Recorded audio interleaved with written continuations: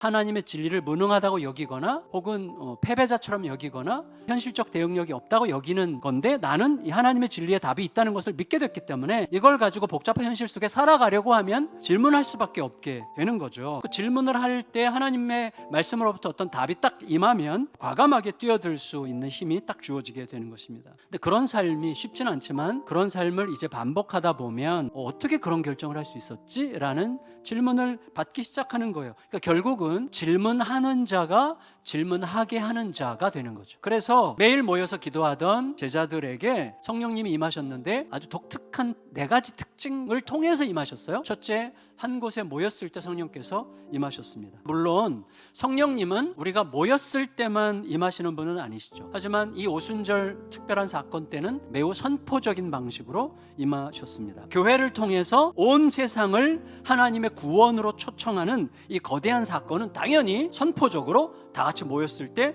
드러나는 게 마땅하겠죠. 두 번째, 제자들은 성령께서 오실 거라는 걸 알고 있었어요. 그렇지만 그 시간에 그런 방식으로 오실 거라고는 예측할 수 없었죠. 주님은 웬만하면 우리가 예측한 대로 안 하세요. 우리가 구하면 언제든지 우리가 원하는 때에 원하는 방식으로 오시는 분이 아니시죠. 하지만 우리의 기도와 무관하게 오신 것도 아니죠. 그러니까 제자들은 분명히 예수님의 말씀을 듣고 기다렸지만 오직 그들이 기도했기 때문에 오셨다기보다는 하나님께서 원하신 때에 오신 거죠. 그렇게 함으로써 성령님은 우리에게 매이지 않으세요. 그러나 또 기꺼이 매여 주시죠. 그래서 우리들은 매우 겸손하게 그리고 동시에 매우 담대하게 기도할 수 있는 거죠. 세 번째로, 성령님은 아주 급한 바람 같은 소리로 오셨습니다. 구원의 시급성에 대한 하나님의 간절함을 이런 식으로 표현하셨던 게 아닐까 이렇게 생각할 수 있어요. 그 다음에 아주 강한 바람이죠. 복음이 뭐죠? 다 족쇄에 묶여 있잖아요. 예수님은 우리를 그 족쇄에서 풀어주어 괜찮아 라고 생각하게 하시는 것이죠. 족쇄를 푸시는 복음의 사역이 일단 시작되면 그 어떤 권세도 그 어떤 시대적인 상황도 절대로 막을 수 없다는 것을 알려주는 사인으로 임하셨다라고 우리는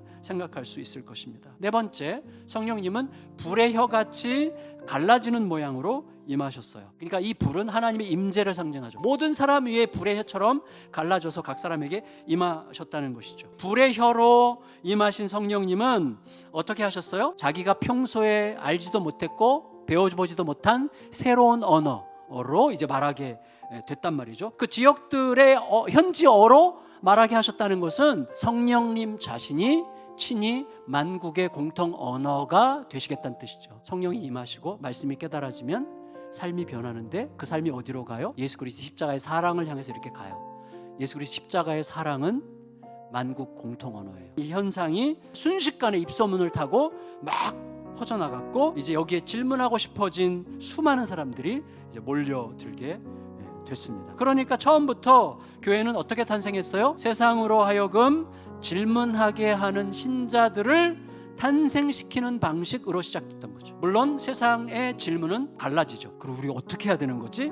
라고 질문하는 자들이죠. 내가 그동안 생각해왔던 게 틀렸을 수도 있다고 여기는 거죠. 곧 나에 대한 의심을 통해서라도 답을 찾고 싶어하는 자가 하는 질문이에요. 이렇게 반응하는 사람도 있겠죠. 얘네들 무슨 속임수 쓰는 거 아니야? 이렇게 묻는 자들은 뭐예요? 일단 의심하는 자들이죠. 물론 여러분, 의심이 무조건 나쁜 건 아닙니다. 하지만 더 밑바닥을 파보면 사실은 내 생각이나 내 신념, 내가 살아왔던 방식이 틀릴까 봐 두렵고 불안한 거예요. 그래서 조롱과 비난으로 자기의 신념과 자기의 삶의 방식을 방어하는 것입니다. 결론적으로 무엇보다도 성령의 오심과 교회의 공적인 탄생은 예수 그리스도의 행적과 매우 자연스럽게 이렇게 연결되어 있습니다. 예수님께서 요단강에서 세례 받으시면서 시작됐어요. 그때 성령께서 임하시죠. 그리고 나서 곧장 어디로 가시죠? 광야로 가세요. 그리고 광야 시험 직후에 어디로 가세요? 가버나움 회당으로 가세요. 회당에 가셔서 자기가 이 땅에 오신 목적을 선언하세요. 모든 어긋났던 것들, 뺏기고 강도당하고 상처나고 했던 모든 것들이